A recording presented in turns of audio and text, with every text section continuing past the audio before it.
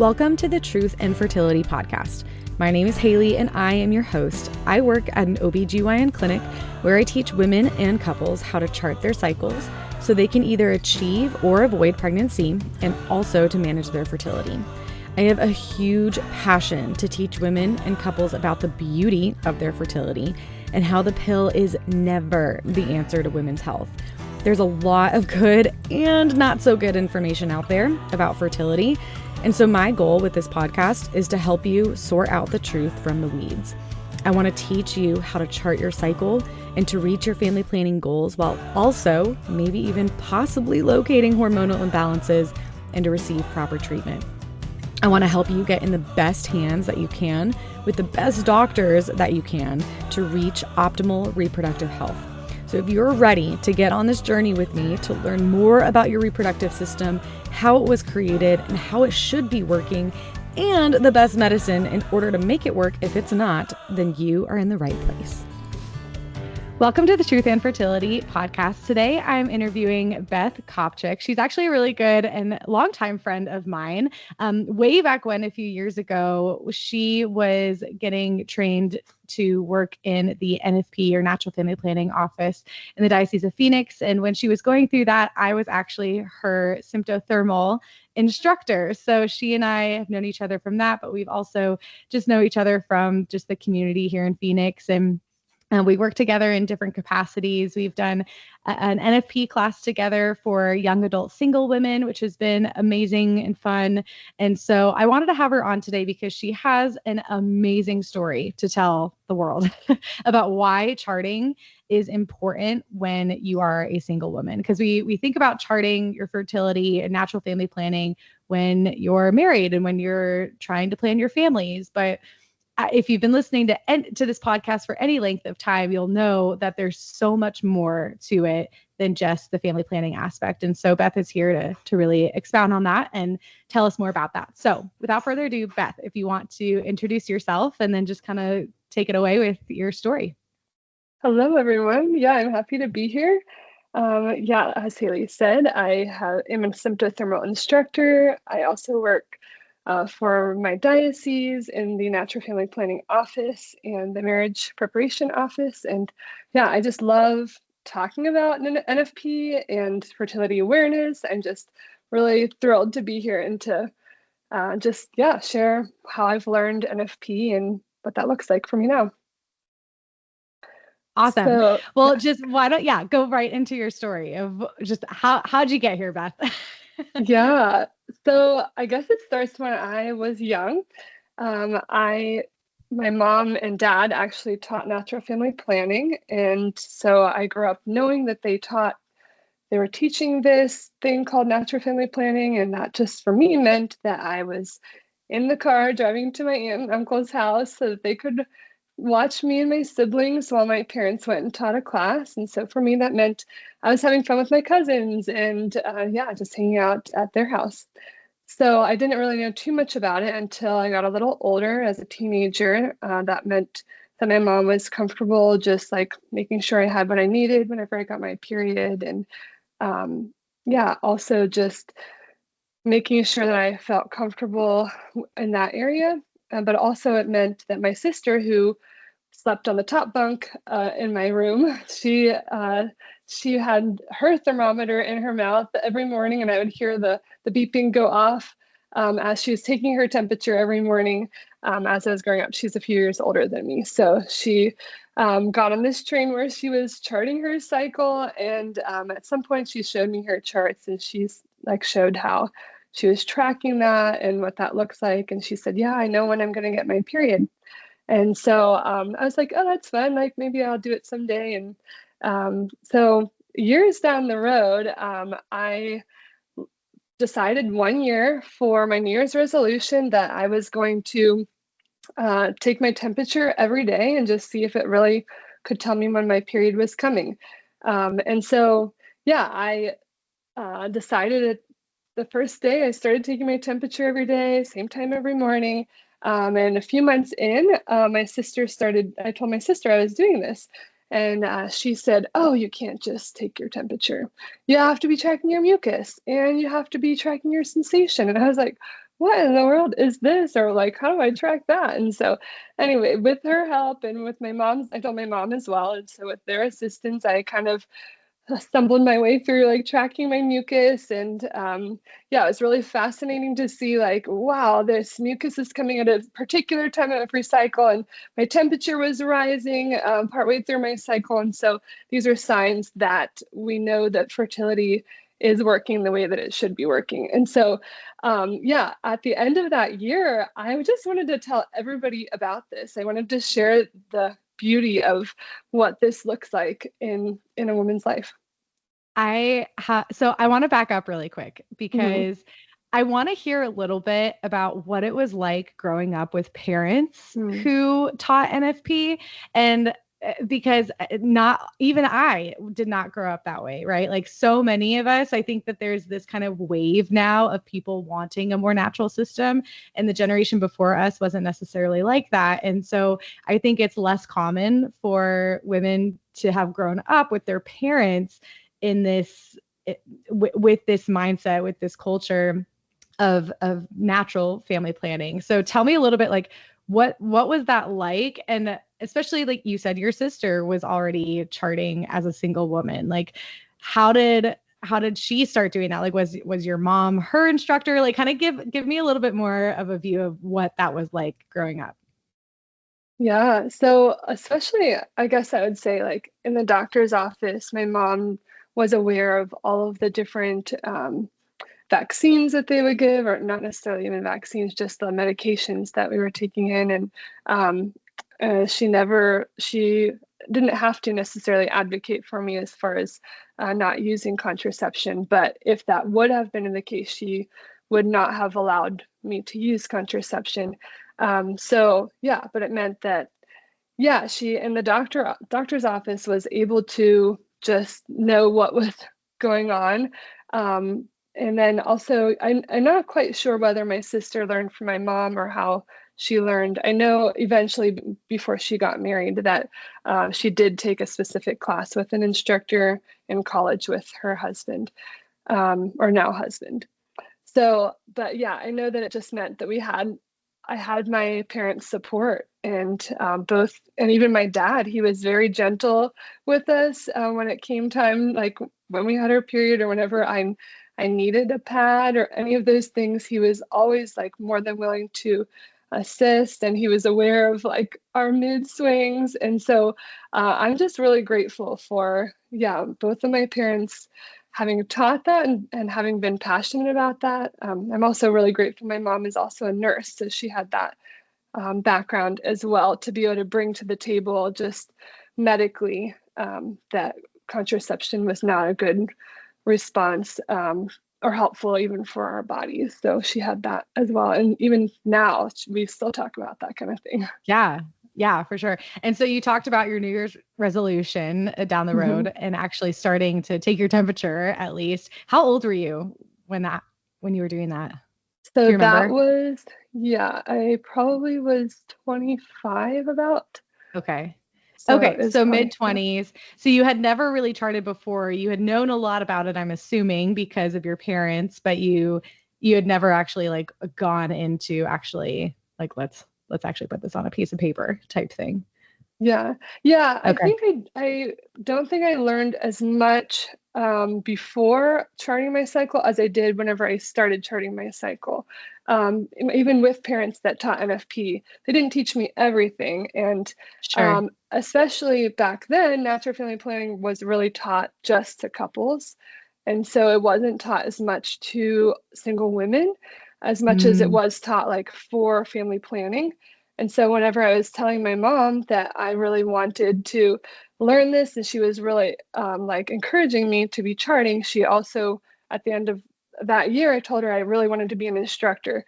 And she was like a little nervous at first because they had only taught to couples. And so this wave of fertility awareness is now coming in now or more recently than whenever they had taught back when I was a kid. So yeah, I think that's an interesting shift that we're seeing now of fertility yeah. awareness versus natural family planning. Oh, totally. Yeah. And I think too, I mean, it has such good roots, like of teaching couples how to be responsible with their parenthood and to be just learning about their bodies through their family planning. But now as we expound upon it and this new wave or this new generation of it comes around, like we know that it's not only for married couples to plan their families, but it's also for whether you're a married woman or a single woman or an engaged woman or a religious sister, even, like it's for everyone in order to really maintain your health as well. So we know that's kind of this new wave, right, that we're talking about. Okay, so you had that New Year's resolution, you went through the whole year. Okay, tell me more after that. Yeah, so at the end of that year, it's just so excited to tell everybody about it. And that's whenever I decided, okay, I think I am like, yeah, I guess the next step would be to take my own class, because I was sort of interested in like, do I want to be an instructor? Do I not? I wasn't really sure at first. And so, yeah, that's whenever I was encouraged to take a class. And I don't know if that's when I connected with you or not, but I know that we, at some point, I then joined your class. I actually think we did connect, and you told me, yeah, join my class specifically. So, well, because you were charting with Couple to Couple League first, because that's what your parents taught, right? Yes. Okay. But did you ever go through an actual class on Couple to Couple League? Probably not, because it's only for couples, right? That's why it's That's called Couple to correct. Couple Yeah, League. it's only for couples. And that's why mom told me, I said, I want to like move forward with this. And she said, yeah, it's only taught to couples. And so that's when I found SymptoPro, Right. who Okay. does teach everyone. Yeah. And that's when I taught you, and you came over to my house, and we we laid it all out. Okay, awesome. So walk me a little bit more, because were you working for the NFP office at this point for the diocese, or not yet? No, not yet. Okay. So it was the beginning of the next year, after I had done that whole year of charting. At the beginning of the next year was when I was finishing up the class with you. And then after that is whenever I observed a class. I was like really slow to this whole process. I observed a class of an instructor actually teaching it live, since I was taking your class virtually. And then that summer is whenever I started doing the training for the course. And then that fall is whenever I got the job at the NFP office. Okay, gotcha. And so, and I know since you've had the job and you've become an instructor and you've just had more experience with it, I know you've had, even in your own prayer life, how it's really been a grace to you in understanding your fertility as a single woman. So can you expound more on that and how, just how it's kind of formed you to who you are today? Yeah, it's been incredible just to continue to chart. I actually looked at my charts, and it's been a number of years, like probably 5 or 6 years, which equals like 60 something charts that I've done. And that doesn't sound like that long, but when you're like a whole month for a whole chart, it's like, you could probably count out how many days it's been. But yeah, in all of that time, I've seen my charts be mostly regular, praise God. But I can also see in that exactly whenever, right around the time when ovulation is occurring. And so for me, it's been really exciting, because I'm like, oh, okay, like this is beautiful. Like my body is preparing every cycle to bear life. And that's literally what a woman's body is doing. It's preparing every cycle to bring forth this possibility of a new life. And so as I was starting to see this every cycle, every month, I started like just realizing this. And at the same time, I like had this, and I still have this great desire to be married and to be a mom. And so I was like at the same time processing through the fact that I wanted to be married right out of college, and that's not what happened. And so I was like working through all of these things at the same time, charting, and also like working through this not being married and this great desire to be a mom. And that like, really, that's the career that I want in my life. Like, I want to be a mom. And so I started seeing these things and seeing when I was ovulating and having this desire to be a mom. And I just felt like this was such a difficult area for me. Like whenever I was hearing these stories about people who, when they see their period and they're going through times of infertility, that's such a difficult time in their cycling and their charting. And for me, I would see my ovulation and I would be so sad because this ovulation would not, I knew it wasn't going to bring, wasn't going to bear forth a life. I'm not being intimate with the man because I'm single, and I feel very strongly about that. But I still have this desire to be a mom. And so I took this to prayer one day in particular, and I poured my heart out to the Lord, and I said, Lord, I have this strong desire to be a mom. This is all I really desire, to be a mom. And I know that right around this time is when ovulation is occurring. And I saw it on my chart. I saw that it was coming. And I know, Lord, that this egg that's being released is not going to result in a pregnancy, but I so desire it to result in a pregnancy. And so I just poured my heart out to the Lord, like crying and just sharing all of this with him. And I feel like the Lord just spoke back to me, and he said, my child, do you not believe that I have planned exactly what children you will have? I have exactly planned. I know how many, I know when you're going to have them. And I know exactly what egg is going to result in these pregnancies. And yeah, he just had this, he just poured back like, yes, I know exactly when, and I know when this is going to happen. And yeah, it just was so like freeing. He said, do you not know that I know exactly what egg and exactly what sperm are going to come together to be your children? Do you not believe that? And so, yeah, it's just so freeing to be like, to realize that the specific egg that I was bearing, that I was ovulating, that was going through ovulation at that time, that was not the child, or not the egg that he desired to result in my child. And so he knows exactly what specific egg and what specific sperm will come together for my children. And so it just, yeah, it was a beautiful like revelation that I was able to just pour that out to him.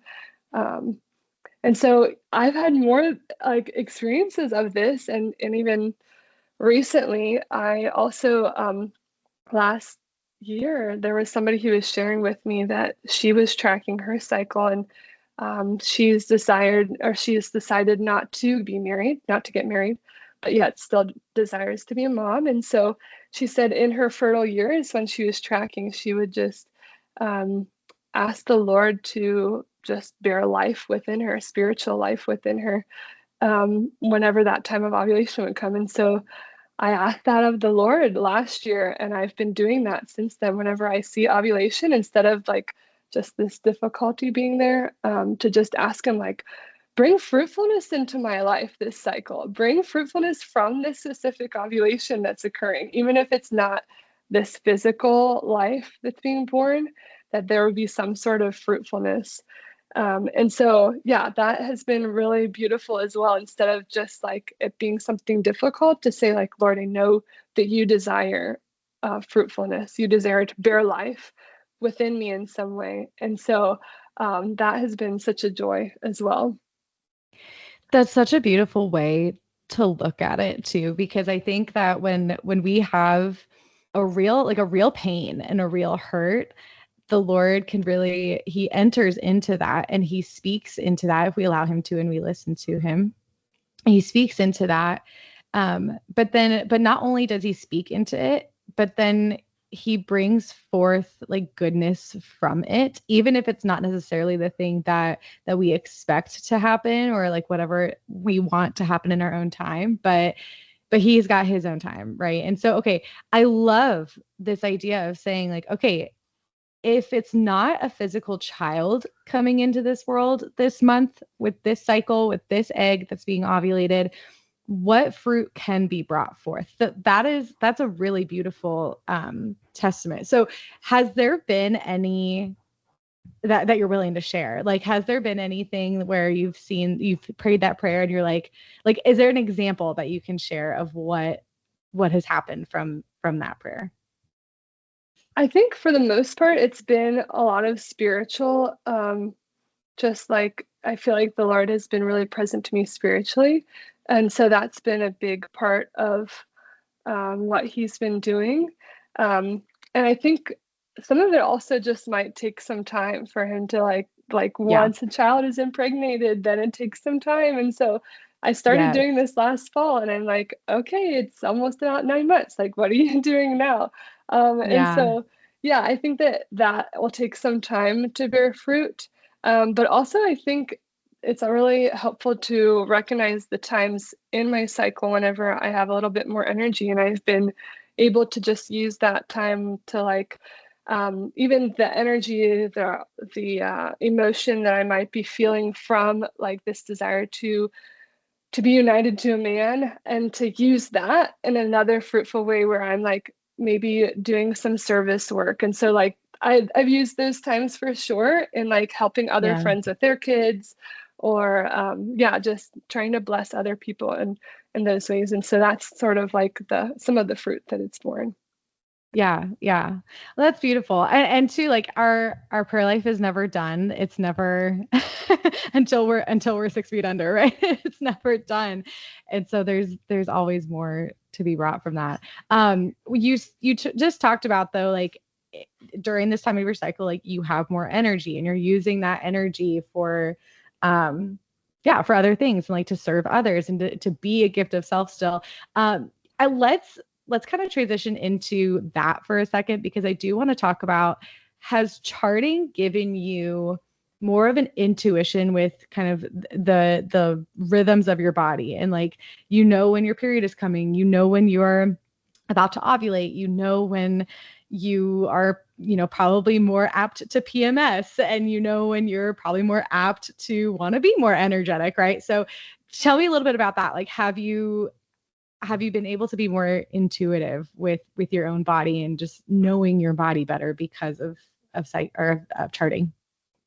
Yeah, in so many ways. I'm like, yeah, I'm not even sure where to start. I guess I will start with like emotions. That is a huge one. I started putting at the bottoms of my chart every day my emotion, as well as all of these other signs that I'm seeing. So whether it was a day where I was really tearful or whether I was totally fine, energetic, like I've been putting that at the bottom of my chart.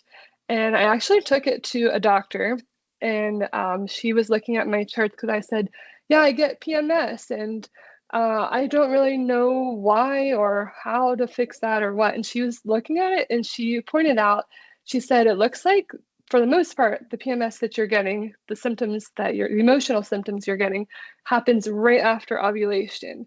And I thought that was fascinating. And she said it's normal because you have a big drop in hormones right after. And so I was like, wow, that's so interesting, because LH, luteinizing hormone, drops, estrogen drops off. And the follicle stimulating hormone drops as well. And estrogen starts to rise a little bit after ovulation again. But all three of those, there's a big drop in all of them. And so it makes Like sense right that, after ovulation. mhm, Yeah, that yeah, makes so much sense. exactly. Before progesterone starts to rise, right? Yes. So there's like Hmm. this day or two of like it's plopped.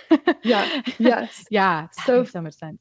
yeah, so for me specifically, I know that I have a lot of energy typically right before ovulation, or I'm usually feeling pretty good. And then right after, I know to expect, okay, I'm going to have a few days where it's going to be a little more difficult. So I just have to recognize that. And so that's something that I've been just aware of. I haven't quite figured out, like, there's probably some food that I could eat or something, but I haven't, but I know just to be aware of that for right now. So that's like one thing. Another thing I think of is knowing, I do know exactly, or for the most part, right around the day that my period is going to come. For the Sympto-Thermal method, that means that our temperature drops right before we get our period. And for me, that's been pretty consistent. The morning that I get my period, my temperature will be really low. And so I know that it's coming that day or shortly thereafter, like the day after, if not that day. So, Yeah. yeah, that's been really helpful. That is the one thing with taking your temperature. So Beth's been talking a lot about taking your temperature too, and just to kind of give the listeners an idea of why you would do that for just charting your cycle. That is with one method, or not just one method, but one type of method. It's a Sympto-Thermal method. There's plenty of other methods that you could choose to chart your cycle, but with a Sympto-Thermal method, you would take your temperature every morning. And the reason that your temperature will fluctuate or will change is because progesterone, which is the hormone that's high post ovulation. So it's pretty much null in the beginning of your cycle. And then once you ovulate, progesterone starts to rise, and then it becomes the more dominant hormone, the main player. And with progesterone, it's a thermogenic hormone. So it causes your body temperature to rise. So when you're taking your temperature every day, you can track what you'll start to recognize this temperature shift about halfway through, or with a typical length cycle, it's about halfway through your cycle or right after ovulation. Your temperatures will rise because progesterone is rising. So they correlate. And so with Beth, what she's saying is that when your temperature rises, you're starting to see, okay, you can confirm that most likely ovulation is past, and in about 2 weeks or give or take, right, you'll have your period when that progesterone drops, which triggers that period. So I just wanted to, for listeners that aren't aware of why in the world are you talking about taking your temperature? I just wanted to make sure they knew.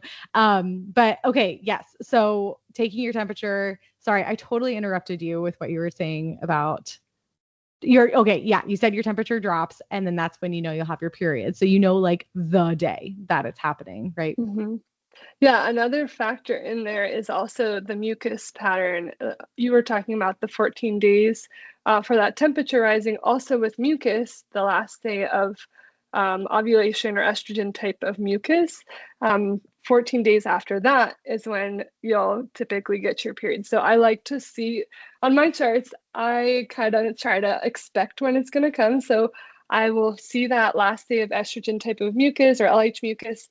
And then I will count 14 days and circle that day on my chart just to see, is it going to come on that day? And so that's my other check. That's also the beauty of the Sympto-Thermal method. We have lots of different checks, and I personally love all the different checks. Because they line up. They Yes. line up. And it's just it's so satisfying to see that, because I mean, Sympto-Thermal or SymptoPro, that was the first method that I learned how to teach. And I do have a special love for that, because just taking your temperature it's so helpful. It's such a helpful check for a lot. Now, some women hate it and they're like, no, it just does not work. And that's okay. The best method is the one you're going to use. So, but I love it because it's just like it just lines all up, and it's beautiful. Yeah. Okay. So tell me more. So when you went to go see a doctor about you said you were calling it PMS symptoms, but you just had this more of it. So you could tell there's an emotional change or a shift throughout your cycle. Was there something else that prompted you to go to the doctor? Was it that, and was that your answer? And also, was this a doctor that could read your chart? Was she, tell me more about what is your experience like as a single woman going to the doctor for female related things, and being on this side of, no, I chart my cycle, rather than being on the side of just birth control, or, just the kind of typical what our culture says. Yeah, I think probably because I teach natural family planning and I am reading my charts every cycle, I got very nitpicky about my charts, and I was like, I'm noticing PMS and I shouldn't be. And that's something that I was learning. And so I was like, I'm just going to go to the doctor and see why I'm experiencing this, and if she has any suggestions of how to solve it.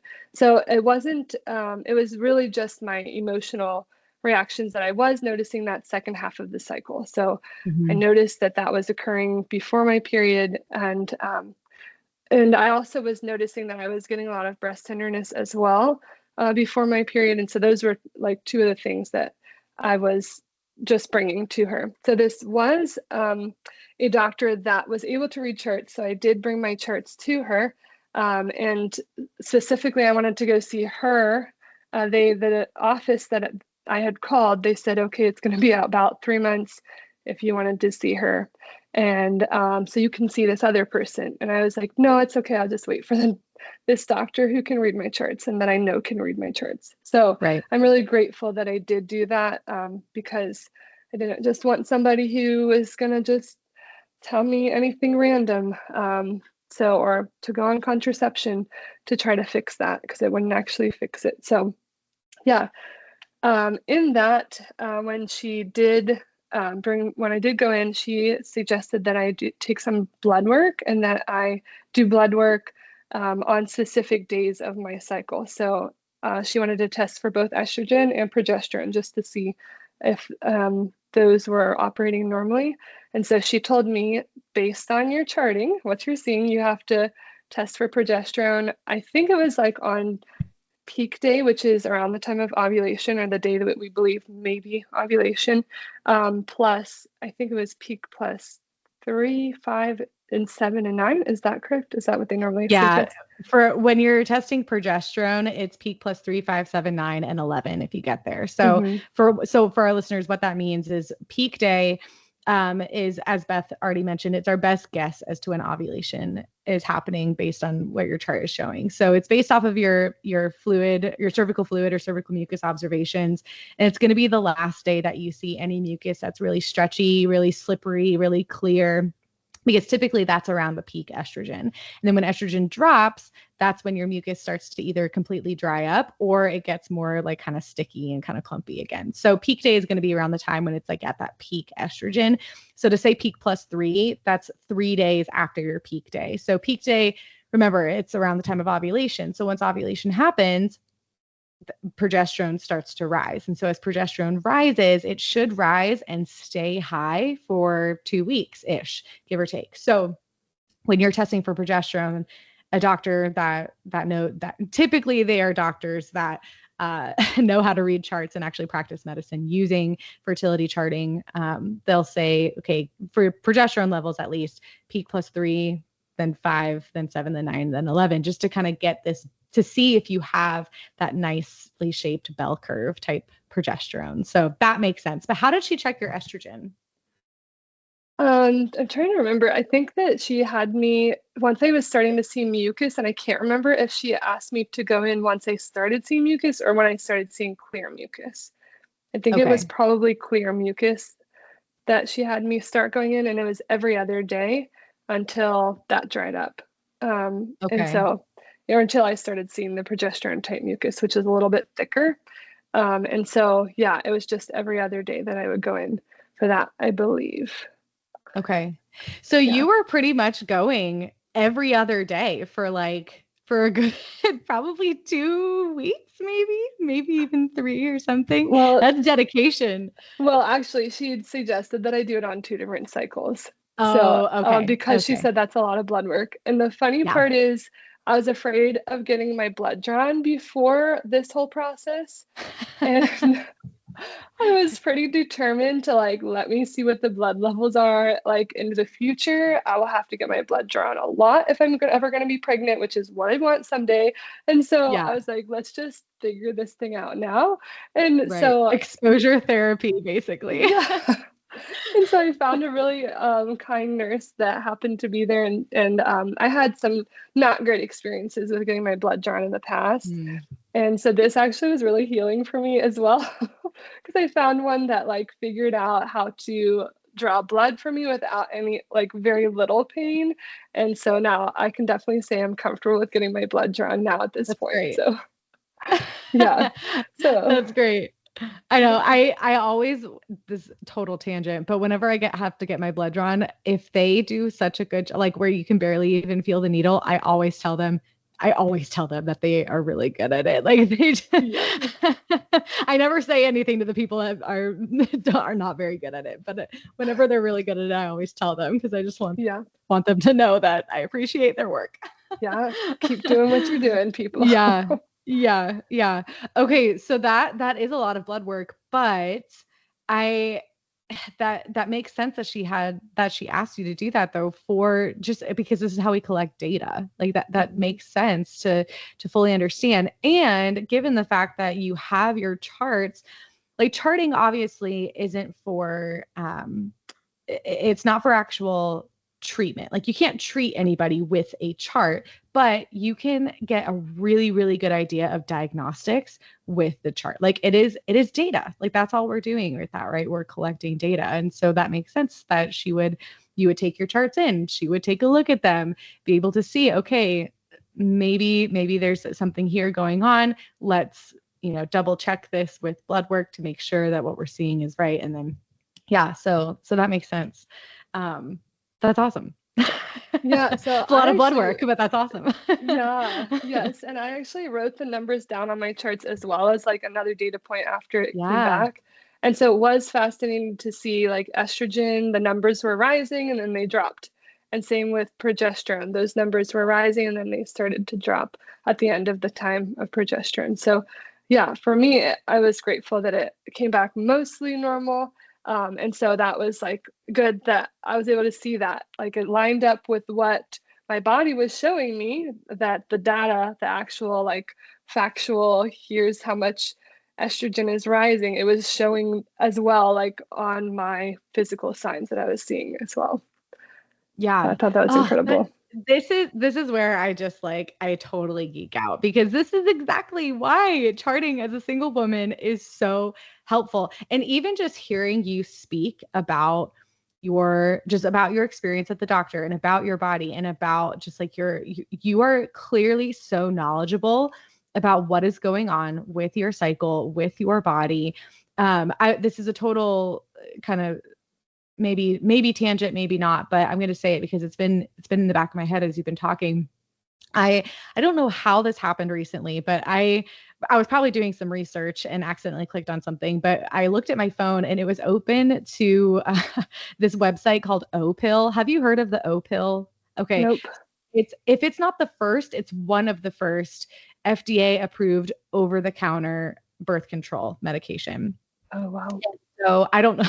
I don't know how it was open on my phone. I must have been doing some research and then accidentally clicked on it and I was like, what the heck? But anyways, I got kind of intrigued because I'm like, what is this? What's going on here? So I was looking through it and they have reviews on their website. So I started looking at these people's reviews of the O pill, and it's a progesterone or progestin, I should say. It's a synthetic form of progestin only medication or pill. And the reviews really shocked me because it became so clear to me that women don't know what's going on with their bodies. Like they just don't know. They kept saying things like, if it was a good review, it was like it totally regulated my period, and like now I only get my period once it's like light into my period, or they just get my period. And then if it was a bad review, it would be like, it gave me my period every 2 weeks, or I've had my period for ongoing for months on this pill. Like they just kept saying their period. And I was reading through this and I'm like, people, it is not your period that you are experiencing when you are on this pill. It is a withdrawal bleed from these synthetic hormones. That this is not a true period that you're experiencing. This is an unusual bleed. This is an abnormal bleed. This is a bleed that unless it's from that withdrawal of the 7-day placebo pill that you take throughout your pill packet, if you're like bleeding and bleeding and bleeding and bleeding and bleeding, this is not just like, oh, I had a month-long period. Like, no, this isn't your period. I was just like screaming at my phone because it really just shows that women, when they're going for the option of birth control, or you, even if it's not for birth control, but they're using a contraceptive for the sake of health, or like for quote unquote regulating their periods, they are not being taught about their bodies correctly. And that is really a disservice to them. And it just became so clear to me as I was reading through these comments of like, man, these women don't know their bodies. And I'm hearing you, Beth, as a single woman, and you've been charting your cycle for years. You know what the signs of ovulation, you know what a true period is, you know what to look out for to know if something's regular or not regular, or normal or not normal, to know when to go to the doctor, to know when to get these blood. Like you have such a more clear and better understanding of your body as a woman, and this God-given body. And it's just so, that is what empowerment looks like. Like when we talk about women's empowerment, we think that it is, let's just give the pill to everybody and anyone, and let's make it so easy that they can just get it over the counter. And in fact, that's not empowerment at all, because all of these women that I'm seeing in these reviews, they don't know their bodies. They don't know what is happening to their bodies. And it's just so sad. Anyways, sort of a tangent, but also like completely on what you're saying. Anyways, I need to get off of my soapbox now. Well, yeah, actually, this is so interesting, because even I can share with my own story. Recently, I had a cycle that was like, I barely saw any mucus at all that cycle. And I was like, oh my gosh, am I even going to get my period at the end of this? And fortunately, I was also tracking my temperature. And so I did see the temperature rise and did get my period. But looking back, I was like, I think it was probably a poor ovulation. And so for me, like the bigger issue was actually like the ovulation, whatever ovulation it was, there was probably some sort of ovulation, I imagine, because I did get my period at the end of that cycle. But it was really fascinating to me, like, okay, well, that ovulation was the point that I was like worried about. And looking back, I was like, well, I was really stressed like the month before. And so totally makes sense of why Yeah. the ovulation would have been off. And so those of us who are tracking, yeah, we're like we're concerned about our period, yes, but like we're mostly concerned about like that time of ovulation, and like why is the period won't even come if my ovulation is not occurring. And so, yeah, the periods that they were referring to that you were talking about, it's like, it's just bleeding. It's not necessarily even your period at all. So, yeah. Yeah. Yeah, exactly. Exactly. And that's the exact thing too, of like, there are more biomarkers that our body tells us about than just our period. But we only like mainstream, like the mainstream knowledge that most women have is just tracking your bleeding. But we don't even know, is it a true period? Is it something that's following ovulation? Or is it just a random bleed? Is it a random withdrawal bleed? Or maybe you're having estrogen dominance, or maybe you're having, there's something else going on that's causing this, right? And I'd say for women that just have a typical knowledge of their bodies, they don't know any of the other signs to look out for. But for women that are in this space that we're talking about, that know, if they even if they don't know intimately how to chart their cycle, but at least are aware of their body's natural rhythms of, okay, this time in my cycle, I have a lot of like cervical fluid, cervical mucus. This time in my cycle, I typically have a period. But even just knowing what to look out for, like you said, you had a random cycle where you didn't have as much mucus that you typically do. Okay, what is your body telling you with that, right? Like that is your body telling you something. And because you have this more extended knowledge of your body, you're aware of your body's language telling you something's going on. And then you realize, okay, stress, which can totally throw off our bodies. So good. It is so good. Yeah. All good things. Amazing.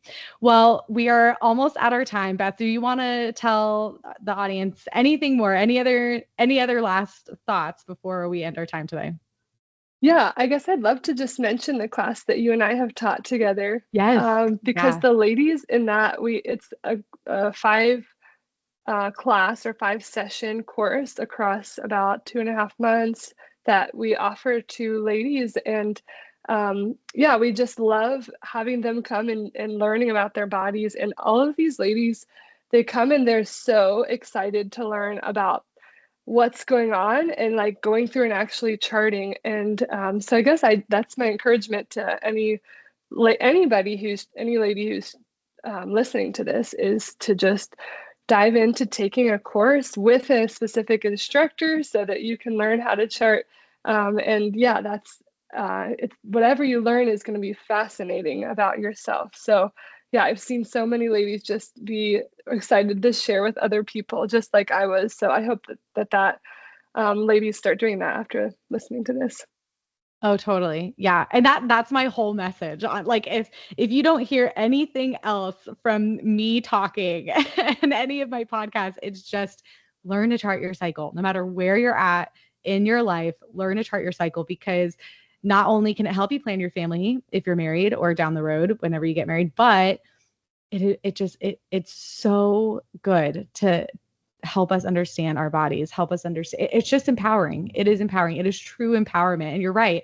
The women that we've taught at the very end of the class, we typically in the last session, we do kind of like a powwow where we sit and we have dinner and we just talk about like, okay, what do you want to chat about? Like we've talked a lot about your cycle. We've talked a lot about hormones. We talked a lot about how do we chart all of this.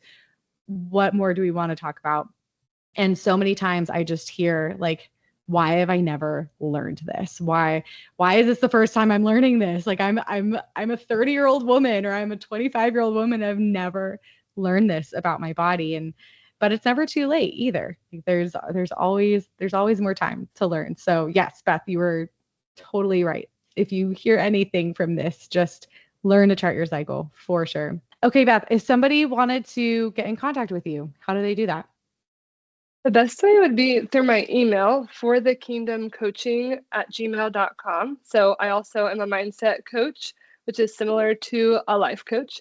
And so that's the platform that I have is that email. So that's why the For the Kingdom Coaching. So I use that for coaching, but also for NFP instruction. And so, yeah, they can reach out to me via my email. Well, Beth, thank you so much for being on. I really, really appreciate it. And I just loved our conversation. Yeah, thank you so much for having me. Thank you for listening to the Truth and Fertility podcast. If you are enjoying this content, it would be amazing if you could leave a 5-star review. That helps me tremendously to be able to continue to produce these episodes for you. Remember that these podcasts are available on Apple, Spotify, and Amazon, and YouTube. And you can always go to my website, truthandfertility.com, to learn more. Thanks again for listening, and I'll talk to you again next week.